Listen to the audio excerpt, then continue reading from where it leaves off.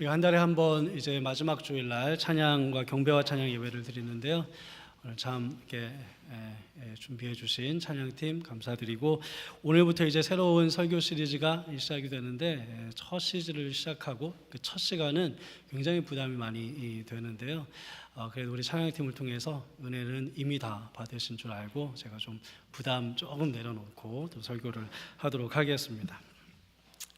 올 한 해 여러분과 함께 좀 같이 해보고 싶은 것 중에 하나가 이 철로 역정을 같이 읽고 같이 나누는 그러한 일입니다. 여러분 중에는 철로 역정이라는 책 제목을 못 들어보신 분은 아마도 거의 없을 것이라고 생각이 됩니다.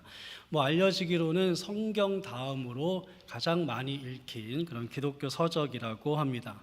1678년에 초판이 인쇄될 때부터 영국을 비롯해서 유럽 전역에 바로 베스트셀러가 되었고요. 지금까지 세계 200여 개의 언어로 번역이 되었다고 하니까 거의 성경만큼 번역이 된 것입니다. 그리스도인들이 꼭 읽어야 되는 신앙의 고전으로 자리를 잡았습니다. 철로 역정은 신앙의 고전이라는 것 외에도 몇 가지 좀 특징적인 것들이 있는데요. 이게 영어로 쓰여진 첫 번째 소설 장르의 책이라고 하더군요. 그리고 한국에서도요, 영어가 처음으로 한국말로 번역된 책이 바로 이 철로 역정입니다. 1895년 캐나다 선교사인 제임스 게일이라는 분이 전도에 쓰려고 이것을 번역을 한 것이 이제 처음으로 우리나라에 영어 책이 번역된 것이었습니다. 그래서 초창기부터 우리 신앙의 선배들은 이 철로 역정의 영향을 굉장히 많이 받았습니다. 우리 평양 대부흥운동의 주축이라고 할 수 있는 길선주, 당시엔 장로님이셨죠. 그분도 이 철로 역정의 영향을 받아서 회심의 계기를 삼으셨고요. 우리 성결교회 거성이라고 할 수 있는 이성봉 목사님도 이 철로 역정을 설교와 부흥의 중심 주제로 삼으셨습니다. 세계적으로 잘 알려진 그 설교의 대가인 찰스 스펄전 목사님은 이 철로 역정을 100번 이상 읽으신 것으로 아주 유명합니다. 철로 역정의 명성이 이렇게 대단하지만 실제적으로 우리 중에 철로 역정을 읽은 분은 아마도 손에 꼽힐 것 같습니다. 사실은 읽어보신 분 계세요라고 엿듣고 싶은데 손에도 안 꼽히면 어떡하나 라는 걱정이 들어서 내가 엿듣지는 않도록 하겠습니다. 사실 저도 신학을 전공하고 목사가 되었지만 작년 여름에 사실 처음으로 철로 역정을, 그 전에는 이야기만 들었고 철로 역정에 관한 글들은 조금 읽었는데 철로 역정을 처음부터 끝까지 다 읽어본 것이 작년 여름이 처음이었습니다. 그러니까 부끄러워도 아마 제가 더 부끄러울 일이 되겠습니다. 철로 역정을 읽으면서 이것을 함께 좀 말씀으로 나눴으면 좋겠다고 생각한 것은 철로 역정이 설교의 도구로서 아주 유익한 점을 많이 가지고 있기 때문인데요. 이제 세 가지만 좀 살펴보면, 첫째로 철로 역정 안에는 하나님의 말씀이 아주 가득합니다. 혹자는 이 책을 가르쳐서 성경의 축소판이다 이렇게 말하기도 합니다. 주인공으로 등장하는 사람이 크리스천인데요, 이 크리스천이 순례의 여정 가운데 수많은 사람들을 만나고요, 만나면서 많은 대화들이 거기에 나오는데 읽어보시면 아시겠지만 이거 어디서 많이 들었는데, 이거 익숙한데, 대부분의 대화들이 그렇습니다. 왜냐하면 다 성경책에서 가져온 말씀이기 때문에 우리에게 굉장히 익숙합니다. 그러니까 이 책을 읽으면 자연스럽게 성경책을 읽는 것 같은 그런 효과를 가질 수 있는 것이죠. 둘째는 그리스도의 인생을 여행이라는 알레고리로 이게 표현한 가장 탁월한 책 중에 하나이기 때문에 그렇습니다. 저는 우리의 전 삶을 여행이라고 비유하는 것을 굉장히 좋아하거든요. 여러분, 신앙생활은 무엇인가요? 신앙생활은 어디에서 펼쳐집니까? 신앙생활은 무대 위에서 펼쳐지는 어떤 쇼나 어떤 이벤트가 아니라 신앙생활은 길 위를 걷는 것입니다. 근데 이 철로 역정은 우리가 그리스도인이 길 위에 있는 사람이라는 것을 너무 탁월하게 보여주는 그런 책입니다. 그 길 위에서 어떻게 여행을 잘할 수 있는지, 어떻게 저 하늘나라 우리의 천성까지 잘 도달할 수 있는지를 탁월하게 안내해주고 있습니다. 세 번째로 이제 가장 중요한 것일 수 있는데요. 이 책은 너무 쉽습니다. 그리고 사실 재밌습니다. 뭐 요즘처럼 좀 이렇게 세련된 그런 기교들은 없지만 아주 쉽고 또 아주 재미있습니다. 성경 공부 책도 아니고요, 설교집도 아니고요, 교리집도 아니고요, 신학책도 아니고 일종의 우화 같은 내용입니다. 어떻게 보면 요즘 아이들이 좋아하는 그 어드벤처 판타지 소설쯤이라고 생각하셔도 큰 무리가 없겠습니다. 뭐 반지의 제왕을 읽은 우리 청년들이라면 그런 종류의 책이다라고 생각하셔도 무방합니다. 저는 컴퓨터 게임에 대해서는 뭐 문외한인데요. 이 책을 읽으면서 이것을 컴퓨터 게임으로 만들어서 이렇게 해도 아이들이 참 좋아하겠다라는 생각이 들었습니다. 아이부터 어른까지 누구나 다 읽을 수 있는 아주 쉬운 책입니다. 분량도 그렇게 많지가 않습니다. 저는 철로역정을 2권을 가지고 있는데요. 한 권은 원문을 거의 충실하게 번역했다는 이제 철로역정이라는 책인데요. 보시기에는 되게 두꺼워 보이지만 이게 1부와 2부로 나누어져 있고, 우리가 흔히 알고 있는 철로역정은 1부에 해당됩니다. 2부는 몇 년 후에 출판되어서 덧붙여진 책이고요. 여러분이 시중에 구하는 철로역정을 구하면 아마도 대부분의 책들은 1부만 해당되어 있을 겁니다. 저도 1부를 가지고만 이제 설교를 할 것인데 1부만 놓고 보면 250페이지 정도가 안 됩니다. 원문을 충실하게 다 번역해도 그렇고요. 또 한 권은 제가 책장사는 아니지만 리마커블 철로역정이라고, 이것은 철로역정의 말을 조금 현대말로 바꿔서 각색을 한 그러한 책입니다. 이거는 분량이 더 적고요, 사파도 들어가 있고요, 읽기에 아마 더 쉬우실 것입니다.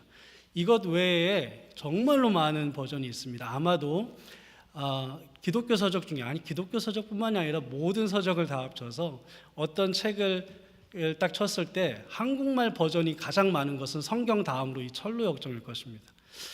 여러분들 서재에도 어쩌면 철로역정이 한 권 정도는 꽂혀 있을지도 모르겠습니다. 우리가 그런 거 있잖아요. 꽂혀는 있는데 안 읽게 되는 책, 그 책 중에 하나가 바로 이 철로역정입니다. 어떤 버전이라도 상관없습니다. 이번 기회에 꼭 한번 읽어보시고요. 너무 옛날 버전만 아니면 쉽고 재밌게 길지 않아서 읽게 되실 겁니다. 한 3-4시간만 이렇게 좀 넉넉히 잡으셔도 읽을 수 있을 것 같습니다. 이 책이 참 쉬운 이유는 저자인 존 버년의 인생의 배경과도 좀 관련이 있을 것 같아요. 존 버년은 한마디로 말하면 흙수저입니다. 아버지가 땜장이에요. 여러분, 땜장이가 뭔지 아세요? 제가 1부 때 우리 목회자들 예배 드릴 때 땜장이 뭔지 아세요? 라고 물어보니까 아무도 몰랐어요. 아마 여러분들 중에는 땜장이가 뭔지 많이 아실 겁니다. 옛날에는 그 솥에 구멍 나고 또 주전자에 구멍 나면 그거 새로 살 수 없으니까 떼워서 썼잖아요. 그러니까 그때 이제 땜장이들이 그걸 떼워요. 그러니까 땜장이를 알면 나이가 많은 거고요, 땜장이를 너무 잘 알면 너무 나이가 많은 겁니다. 그렇게 이제 땜장이 아들로 태어나니까 너무 가난하죠. 그러니까 초등학교 겨우 나왔어요. 그리고 나서 자기도 땜장이를 합니다. 이런 사람이 위대한 고전을 썼다는 건 정말 그건 기적인데요. 저는 모두가 다 하나님의 섭리이고 은혜라고 생각합니다. 존 버년이 대학 교육을 받았다면, 그 후에 철로역정을 썼다면 그렇게 쉽게 쓸 수 있었을까라는 생각이 듭니다. 여러분, 배운 사람은 글을 쉽게 쓰는 것보다 글을 어렵게 쓰는 것을 더 쉽다고 생각을 합니다. 배운 사람들은 글 쉽게 쓰는 거 참 어렵다고 생각을 해요. 올해 우리 목장의 우리 강사님들이 다 목회자들이잖아요. 다 박사님들이세요. 박사 공부하시는 분들인데, 한 가지 걱정은 너무 어렵게 가르치실까 봐 그게 좀 걱정입니다. 근데 그분들이 어렵게 가르치시는 이유는 뭐 잘난 체 하려고 그렇게 가르치는 게 아니라 그게 더 쉽기 때문에 그렇게 가르치는 것입니다. 그러니까 좀 어려운 말씀 들으면 이분이 이게 쉬운 거구나 이렇게 생각하고 들으시면 됩니다. 하나님은 이 존 버년의 연약함을 기막히게 사용하셔서 철로역정 같은 정말로 기독교 고전을 집필하도록 인도하셨다고 생각을 합니다. 이 존 버년에 대한 이야기는 이제 그때그때마다 조금씩 더 많이 들려드리도록 하겠습니다. 자, 오늘은 이제 첫 시간인데요. 책의 내용에 들어가기에 앞서서 오늘은 철로 역정이 전제하고 있는 두 가지 명제에 대해서 좀 말씀을 나누려고 합니다. 앞으로 이제 펼쳐질 긴 여행길을 좀 준비하는 시간을 갖도록 하겠습니다. 철로 역정의 영어 제목은 오늘 제목 주보에도 나와 있는 것처럼 Pilgrim's Progress입니다. 이 제목의 두 단어가 정말로 중요합니다. 이 책의 신학적인 전제, 이 책이 어떤 바탕 위에 쓰여졌을 거 아닙니까? 그 바탕, 사상적 기반이 이 두 단어에 다 들어가 있습니다. 이 두 단어를 좀 살펴볼 거예요. 먼저는 이 필그림이라는 단어인데요. 이 단어를 통해서 철로 역정은, 그리고 존 버년은 그리스도인이 어떤 사람이다라고 정의를 하고 시작을 합니다. 그리스도인은 누구인가?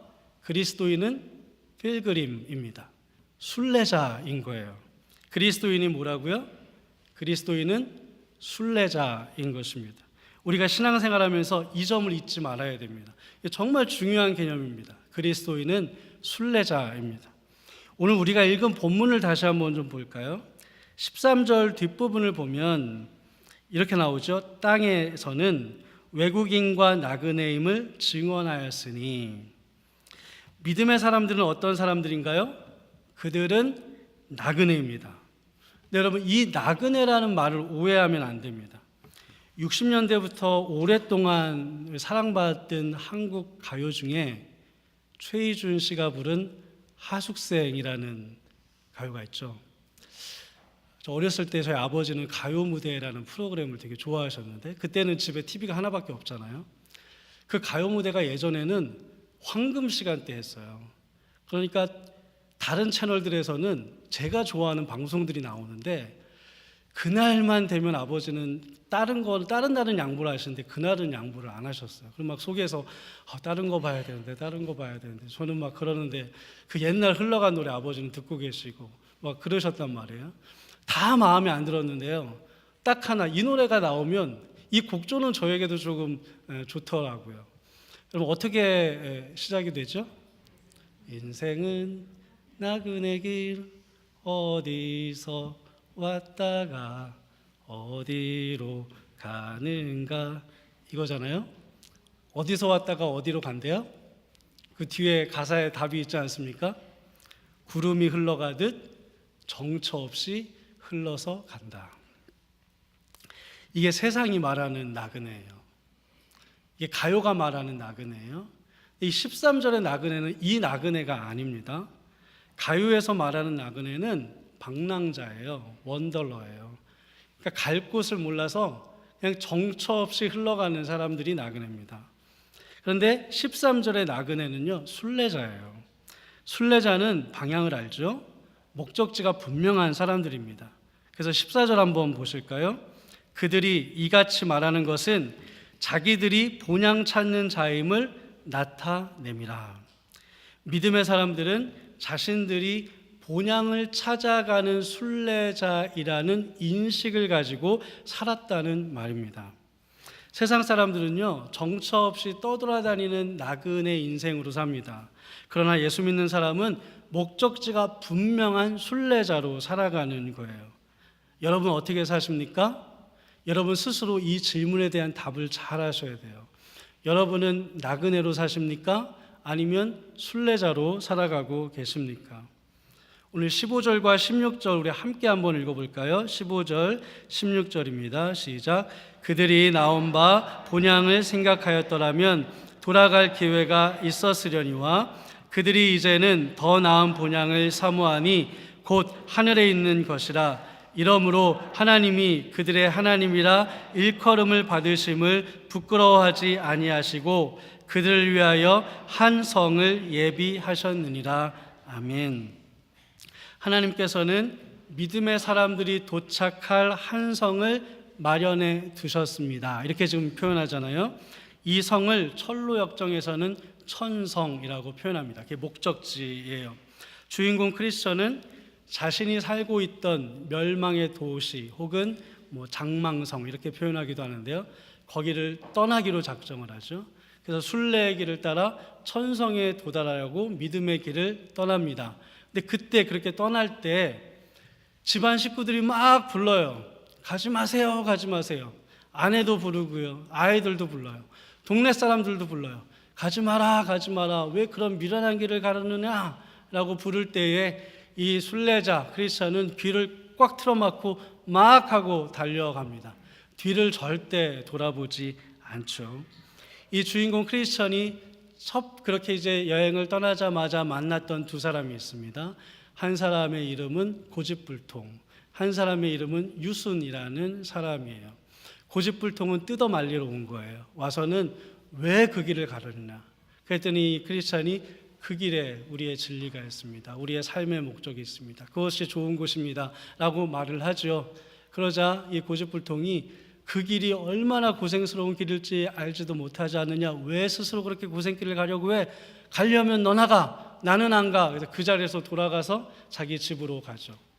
유수는 가만히 옆에서 듣고 있다가 그래? 좋은 곳이야? 그럼 나도 함께 동행합시다 라고 해서 같이 가거든요. 근데 가자마자 조금 있다가 절망의 늪에 빠져요. 그러니까 어려움을 처음으로 만난 것이죠. 빠지자마자 이 유수는 마음이 싹 하고 돌아서는 거예요. 이렇게 고생스러운 길인지 미처 몰랐네. 이렇게 고생스러운 길이면 당신이나 가시오. 나는 아직 멀리 안 왔으니까 돌아서서 집으로 갈 거요 라고 집으로 돌아가게 됩니다. 여러분, 이렇게 돌아가는 사람은 진정한 순례자가 아니죠. 오늘 15절 말씀 보면 떠나온 집을 생각했더라면 돌아갈 기회가 있었다, 이렇게 이야기를 합니다. 그러나 16절 보면 진정한 믿음의 순례자는 더 나은 본향, 하늘, 그 하나님이 예비하신 거룩한 선성을 더 사모하여서 뒤돌아보지 않고 그 순례를 완주하는 사람입니다. 이것이 철로역정에서 강조하는 그리스도인이에요. 그리스도인은 누구인가? 순례자다. 어떤 순례자인가? 목적이 분명하여 그 목적지를 향해 떠나가면서 어려움이 있거나 힘든 일이 있거나 아무리 큰 유혹이 있어도 뒤를 돌아보지 않고 그 순례의 길을 완주하는 그런 순례자이다. 이것이 철로역정이 말하고 있는 그리스도인의 모습입니다. 이 책 제목에 있는 두 번째 단어인 프로그레스인데요. 이 단어도 철로역정이 아주 중요한 신학적인 전제로 보여줍니다. 그런데 이건 조금 어렵습니다. 그래서 조금 제가 걱정입니다. 이 프로그레스라는 말은 뭡니까? 전진한다는 말이잖아요. 나아간다는 말이잖아요. 그럼 무엇으로 나아가는 거예요? 무엇으로 전진하는 겁니까? 구원의 완성으로 전진하는 것입니다. 쉽게 말하면요, 이 크리스천이 여기는 멸망할 도시야. 나의 죄짐을 벗고 나는 목적지로 가야 돼 라는 것을 깨닫죠. 깨닫고 나서 나는 이제 순례의 길을 갈 거야 라고 순례길을 떠납니다. 그렇게 결단하는 그 순간이 구원이 완전히 이루어진 순간이 아니라는 거예요. 중간에 조금 가다가 한 3분의 1 지점도 안 됩니다. 십자가의 언덕에 올라가요. 그 십자가의 언덕에서 드디어 메고 있던 모든 짐이 다 벗어집니다. 그 순간도 구원의 완성은 아니라는 거예요. 구원의 완성은 언제 되느냐? 천성문 앞에 다다라 그 천성문을 통과하는 그 순간 그는 구원의 완성에 이르게 된다는 것입니다. 이것이 철로역정의 구원론이에요. 어쩌면 여러분 중에는 그건 내가 알고 있던 구원론과는 조금 다른 것 같은데 라고 생각할지도 모르겠어요. 자, 그렇다면 이 구원론에 대해서 한번 들어보시죠. 이 구원의 교리는 여러분 생각하기에 어떻습니까? 당신이 구원받았다는 확신을 얻으면 더 이상 죄를 회개할 필요는 없습니다. 한 번 구원받은 후에는 어떻게 살아도 그 구원이 취소되지 않아요. 한 번 받은 구원은 영원히 유효합니다. 이 교리는 세월호 사건으로 아주 우리에게 유명해진 한국교회의 대표적인 이단인 구원파의 구원의 교리입니다. 이건 이단의 교리예요. 그런데 플러신학교의 김세은 교수님이 계신데요. 그분이 지적하기를 대다수의 한국 교회도 사실상 이런 구원파적인 구원 교리에 젖어 있다라고 지적을 했습니다. 그분은 이렇게 말을 하더라고요. 한국 교회들과 또 목사님들과 우리가 전도할 때 전도자들이 이렇게 전도한다는 거죠. 당신이 예수를 구주로 영접하면 죄사함 받고 의인이 됩니다. 그럼 구원받은 사람이 됩니다. 라고 가르치는데, 그렇게 가르친 사람들이 그러니 이제부터 여러분은 아무렇게나 살아도 됩니다. 라고 하는 말은 하진 않지만 그런 뉘앙스를 풍긴다는 거예요. 그러니까 듣는 사람들은 어떻게 듣느냐? 의롭게 살면 좋긴 하지만 그렇게 못 살아도 괜찮은 것이구나. 구원의 확신만 가지면 되는 것이구나. 그럼 나는 의인이구나. 이런 생각을 갖게 되었다는 거예요. 그런데 그게 어떤 생각이, 누구의 생각이고 누구의 교리냐? 바로 구원파의 교리라는 것이죠. 여러분, 우리가 신앙생활하면서 신학적인 기독교 용어 중에 어려운 용어들은 다 몰라도 됩니다. 그러나 두 가지는 우리가 기본적으로 알아야 되는 게 있는데, 하나는 칭의라는 말이고 하나는 성화라는 말입니다. 이건 구원론과 관계된 것이기 때문에 꼭 알아야 되는 용어예요. 좀 어려워도요. 칭의는 뭐냐? 저도 몇 번 설명을 드렸지만 칭의는 오직 하나님의 은혜로, 오직 보혈의 은혜로 우리가 의롭다 하심을 얻는 것입니다. 그게 칭의입니다. 공로가 들어갈 자리가 없습니다. 오직 하나님의 은혜, 보혈의 은혜만이 우리를 의롭게 할 수 있습니다. 그래서 우리가 그렇게 예수님으로부터 의롭다 함을 얻은 것, 그게 바로 칭의입니다. 반면에 성화는 하나님과 그렇게 새로운 관계를 맺었잖아요. 하나님과 새로운 관계를 맺게 된 사람들이 살아가는 구원의 삶입니다. 그게 성화입니다. 많은 사람들이 이 칭의와 성화를 오해합니다. 이렇게 오해하죠. 칭의는 구원에 관계된 것이고 성화는 상급에 관계된 것이다. 무슨 말씀인지 이해를 하시겠습니까? 칭의는 구원의 문제입니다. 성화는 상을 받느냐, 많이 받느냐, 조금 받느냐, 받지 못하느냐의 문제라는 거예요. 이렇게 우리에게 인식이 되면 우리는 어떻게 생각하겠습니까? 칭의는 너무 중요한 거예요. 이거는 필수예요. 그러나 성화는 하면 좋은데 못해도 별 문제는 아니에요. 상을 많이 받으면 좋겠지만 못 받아도 나는 괜찮아라고 생각할 수 있습니다. 왜냐하면 그것도 사실 다 천국 안에서 이루어지는 일이니까요. 못 받으면 어때라고 생각할 수도 있죠. 그래서 구원을 위해서 꼭 이수해야만 하는 믿음으로 구원받는다는 이 신칭의는 강조되는데, 하나님과 새로운 관계를 맺고 살아가는 이 성화는 필수가 아니니 소홀하게 되는 거예요. 이것이 지금까지 한국교회를 건강하지 못하게 만든 한 요소가 됩니다. 그런데 이런 구원론을 가지고는 한 사람의 인생을 천성을 향하여 가는 영적인 여정으로 표현을 할 수가 없습니다. 왜냐하면 칭의, 한번 구원받으면 더 이상 구원의 문제는 없어져 버리게 되는 것이니까요. 그러나 여러분, 칭의는 구원이고 성화는 하늘나라 상급을 위해 쌓는 공로가 아니에요. 칭의와 성화는 둘 다 구원을 설명하는 조금 다른 방식일 뿐입니다. 구원은 한 번 따놓으면 내가 어떻게 살아도 영원히 유효기간이 보장되는 보증 수표가 아니에요. 성경에서 그런 구원을 말한 적이 없어요. 철로역정에서도 그런 구원론이 없어요. 이 순례자는, 크리스천은 이 천성문에 다다를 때까지 말씀의 두루마리를 늘 마음에 품고 두렵고 떨리는 마음으로 한 걸음 두 걸음 전진하는 거예요. 물론 내 힘으로 안 되니까 넘어지죠, 쓰러지죠. 그러나 나는 저기까지 가야 되라는 의식이 분명한 한 하나님의 성령이 그때마다 도와주시는 거예요. 그래서 그를 그 천성문까지 잘 갈 수 있도록 인도하여 주십니다. 그러니까 그는 처음부터 끝까지 어느 순간에 칭의를 이루고 그 다음에 성화를 이루는 것이 아니라, 그는 처음부터 끝까지 칭의의 은혜 안에서 살아가는 것이고요. 마찬가지로 그는 처음부터 끝까지 성화의 은혜 안에서 살아가는 것입니다. 사랑하는 여러분, 제가 만약에 여러분에게 여러분 한 번 구원받으면 그냥 구주를 시인하고 한번 그렇게 여러분 마음에 확신하면 그러면 끝입니다 라고 말해주면 여러분의 마음은 조금 편할 수도 있을지 모르지만 그것은 오히려 우리를 방종하게 만들고 하나님으로부터 멀어지게 만듭니다. 바울이 이렇게 말하잖아요. 내가 쓰임받은 후에 버려지지 않기 위하여 나는 내 몸을 쳐서 복종하노라. 이게 무슨 말입니까? 나 같은 바울도 버려질 수 있다는 거예요. 그것을 전제하고 있어요. 그러니까 바울의 이 은혜와 믿음은 한 번 구원받은 사람은 그 시간으로 끝이야라고 말을 하지 않는 거예요. 본인도 나도 이렇게 주님을 위해서 헌신하는 나도 버려질 수 있다는 겁니다.